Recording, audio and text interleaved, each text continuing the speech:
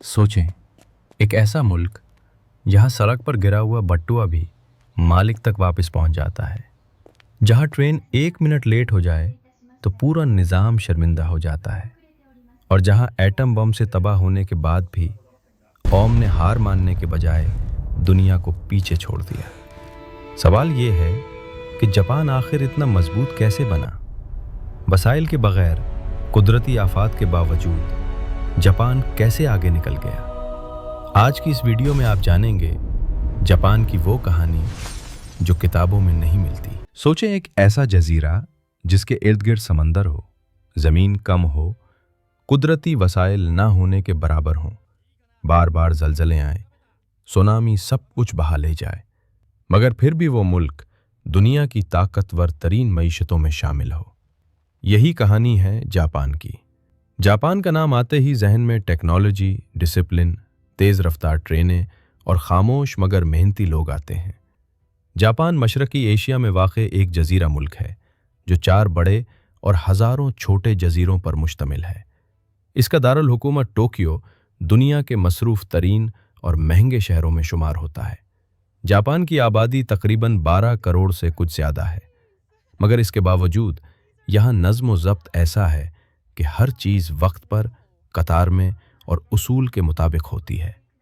अगर तारीख़ की बात करें तो जापान की कहानी सदियों पुरानी है। कदीम ज़माने में जापान एक अलग थलग मुआशरा था, जहाँ सामुराई जंगजू, बादशाहत और रिवायती निज़ाम राइज था। एक वक्त ऐसा भी आया जब जापान ने खुद को दुनिया से बिल्कुल अलग कर लिया। कोई गैर मुल्की अंदर आ सकता था, न जापानी बाहर जा सकते थे।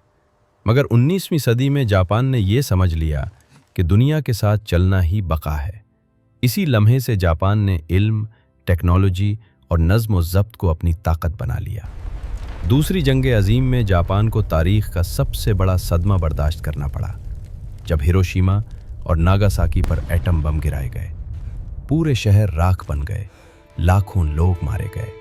3 समझे ये आतकदाहा मोर था जहाँ से यही वो जंग की बशाए शक्का उसने फैक्ट्रियाँ लगाए, तालीम को बेहतर किया और मेहनत को इबादत समझ लिया। आज जापान इसी मेहनत की वजह से मजबूत है। जापान इतना ताकतवर क्यों है? इसकी सबसे बड़ी वजह उसके लोग हैं। यहाँ वक्त की कदर की जाती है, झूठ और काहली को बुरा समझा जाता है और हर शख्स अपनी जिम्मेदारी खुद निभाता है। बच्चे छोटी उम्र से सफाई, ईमानदारी और टीम वर्क सीखते हैं। यही वजह है कि जापान में जराइम की शरह बहुत कम है और निज़ाम बहुत मजबूत है। ज़बान की बात करें तो जापान की कौमी ज़बान जापानी है।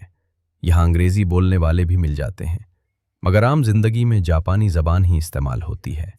अगर कोई गैर मुल्की जापान में रहना या काम करना चाहता है। जापान इतना ताकतवर क्यों है?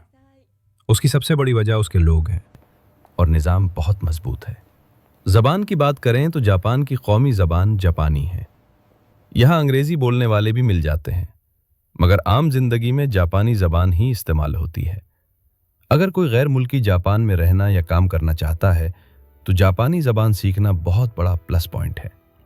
टी के शोबे बहुत मजबूत हैं। जापान को इस वक्त वर्कर्स की कमी का सामना है, ख़ास तौर पर नर्सिंग, फैक्ट्री वर्क, ज़राअत और टेक्निकल फील्ड्स में। इसी वजह से जापान अब गैर मुल्की वर्कर्स को भी मौक़े दे रहा है। पाकिस्तानियों के लिए जापान जाना मुश्किल ज़रूर है, मगर नामुमकिन नहीं। अगर कोई तालिब इल्म है तो स्टूडेंट वीज़ा के ज़रिए जापान जा सकता है, जहां जापानी ज़बान सीखते हुए पार्ट टाइम काम की इजाज़त भी होती है।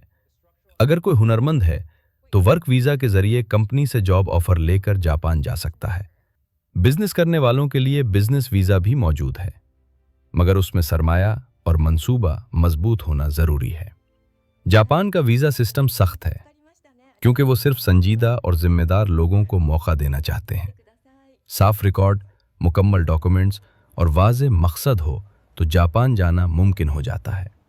बहुत से पाकिस्तानी आज जापान में मेहनत मजदूरी, फैक्ट्री वर्क, आईटी और बिजनेस के शोबों में कामयाबी से काम कर रहे हैं।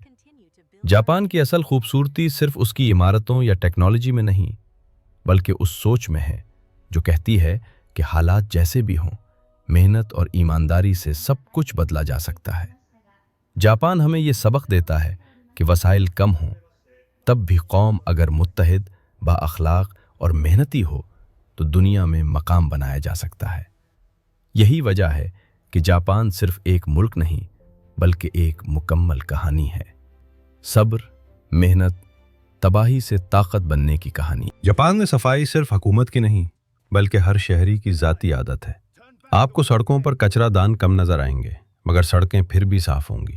اس کی وجہ یہ ہے کہ لوگ کچرا جیب میں رکھ لیتے ہیں مگر زمین پر نہیں پھینکتے۔ ٹرین چند سیکنڈ لیٹ ہو جائے تو ڈرائیور خود معذرت کرتا ہے کیونکہ وقت یہاں عزت سمجھا جاتا ہے۔ ٹیکنالوجی کی بات کریں تو جاپان نے روبوٹس کو صرف فیکٹریوں تک محدود نہیں رکھا بلکہ اسپتالوں، ہوٹلوں اور گھروں تک پہنچا دیا ہے۔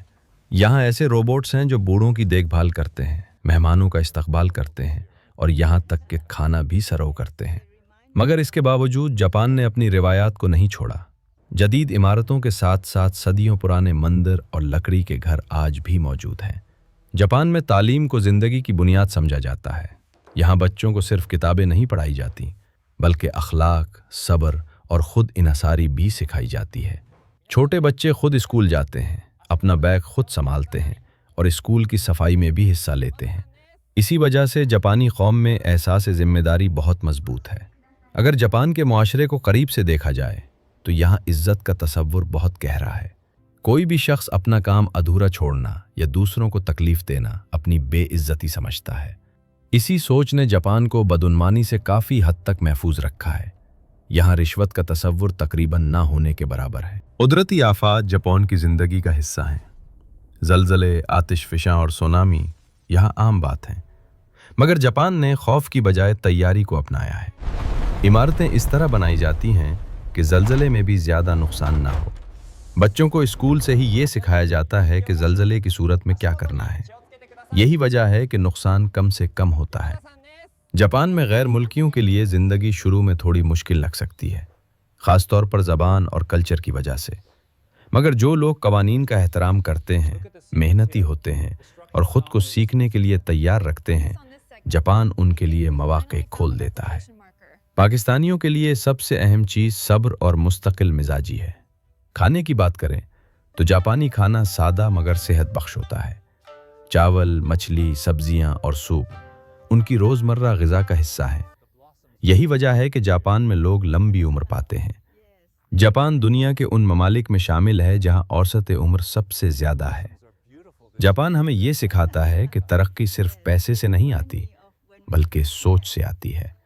جب قوم خود کو بدل لیتی ہے تو حالات بھی بدل جاتے ہیں۔ جاپان کی کہانی اصل میں انسان کی اس طاقت کی کہانی ہے جو ملبے سے اٹھ کر دنیا کو حیران کر دیتی ہے۔ نمبر